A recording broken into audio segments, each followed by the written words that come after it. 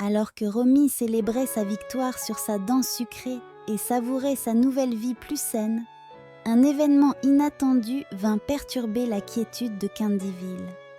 Une mystérieuse épidémie commença à se propager dans la ville, transformant les sucreries en créatures vivantes et gourmandes.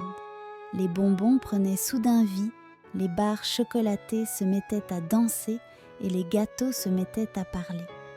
Les habitants de Candyville, habitués à leurs délicieuses sucreries inanimées, furent pris de panique en voyant leurs friandises préférées se transformer en créatures animées. Les rues autrefois paisibles devinrent le théâtre de scènes chaotiques, avec des cupcakes bondissant à travers les parcs et des sucettes géantes roulant à toute allure. Les maisons étaient envahies par des biscuits bavards, et même les plus courageux des citoyens étaient désemparés face à cette épidémie sucrée. Romy et Sissi furent témoins de cette étrange transformation alors qu'ils se promenaient dans le parc de la ville.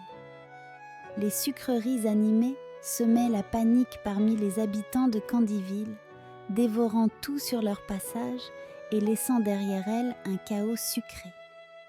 Romy comprit que sa victoire sur sa dent sucrée n'était que le début d'une aventure bien plus grande et périlleuse. Guidés par leur courage et leur détermination, Romy et Sissi décidèrent de se lancer dans une quête pour trouver l'origine de l'épidémie sucrée et mettre un terme à cette folie sucrée. Armés de leur ingéniosité et de leur amitié, ils entreprirent un voyage à travers Candyville, affrontant des défis sucrés et des épreuves délicieusement dangereuses. Ils savaient que chaque minute comptait, car plus l'épidémie durait, plus il devenait difficile de contenir les sucreries vivantes. Leur première étape les mena à la confiserie abandonnée du vieux Willy Wonka, un maître chocolatier légendaire. Là, ils découvrirent des indices mystérieux et des recettes secrètes qui semblaient liées à l'épidémie sucrée. La confiserie, autrefois vibrante et pleine de vie, était désormais un lieu sombre et silencieux, avec des machines poussiéreuses et des moules de chocolat oubliés. Cependant, les murs murmuraient encore les secrets des créations passées de Willy Wonka.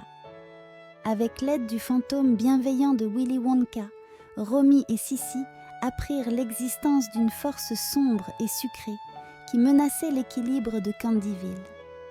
Le fantôme, flottant gracieusement au-dessus de ces anciennes machines, leur expliqua que ces recettes les plus dangereuses avaient été volées par une entité maléfique connue sous le nom de sucre noir, une force obscure qui cherchait à prendre le contrôle de Candyville en animant ses sucreries.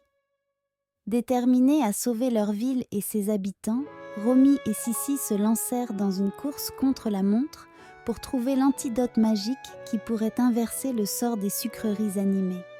Leur voyage les conduisit à travers des montagnes de guimauve, des rivières de caramel et des forêts de réglisse, où des épreuves sucrées les attendaient à chaque tournant.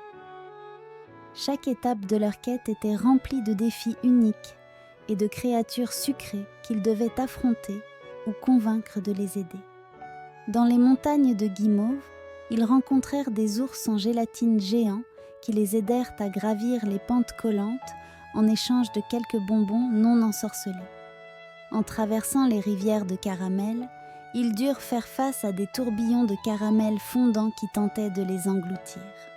Heureusement, grâce à l'ingéniosité de Sissi, ils construisirent un radeau en biscuits secs pour naviguer en toute sécurité. Les forêts de réglisse étaient habitées par des créatures mi-plantes, mi-sucreries qui les guidaient à travers les sentiers sinueux en échange de contes et légendes. Romy et Sissi utilisèrent leurs connaissances et leur empathie pour gagner la confiance de ces habitants sucrés, découvrant ainsi des secrets précieux sur la force sombre qui sévissait à Candyville. Finalement, après de nombreuses péripéties et sacrifices, Romy et Sissi réussirent à trouver l'antidote magique caché au cœur de la montagne de sucre. La montagne de sucre était un lieu mystique, avec des cristaux de sucre étincelants qui éclairaient leur chemin. Ils durent résoudre des énigmes anciennes et affronter des gardiens sucrés pour atteindre le sommet où l'antidote était gardé par le sucre noir lui-même. En unissant leurs forces et en puisant dans leur courage, ils parvinrent à neutraliser la force sombre et à ramener la paix à Candyville.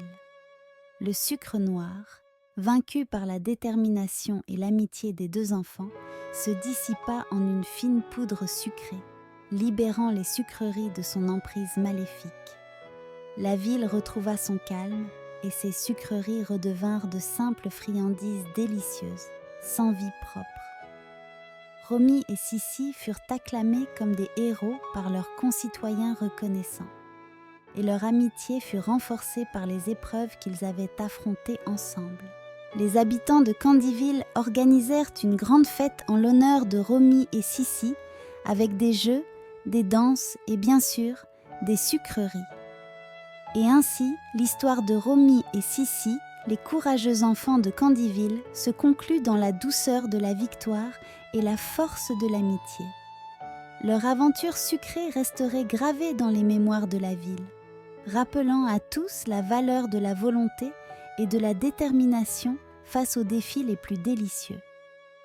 Les légendes de leur bravoure et de leur ingéniosité furent racontées à travers les générations, inspirant d'autres enfants à croire en leur propre capacité à surmonter les obstacles. Les habitants de Candyville apprirent à apprécier leurs sucreries avec modération et respect, se souvenant toujours que même les plaisirs les plus doux pouvaient avoir un côté sombre. Romy et Sissi, quant à eux, continuèrent à explorer le monde, prêts à affronter de nouvelles aventures avec la même détermination et la même amitié qui les avait aidés à sauver Candyville. Chaque année, le jour de la grande fête, les enfants de Candyville recréaient les aventures de Romy et Sissi en pièces de théâtre et en chansons, honorant ainsi les héros qui avaient sauvé leur ville d'un destin sucré mais chaotique. Et ainsi, dans les cœurs et les esprits de tous, l'esprit de Romy et Sissi vivait éternellement, rappelant que le courage, l'ingéniosité et l'amitié sont les véritables ingrédients de la victoire.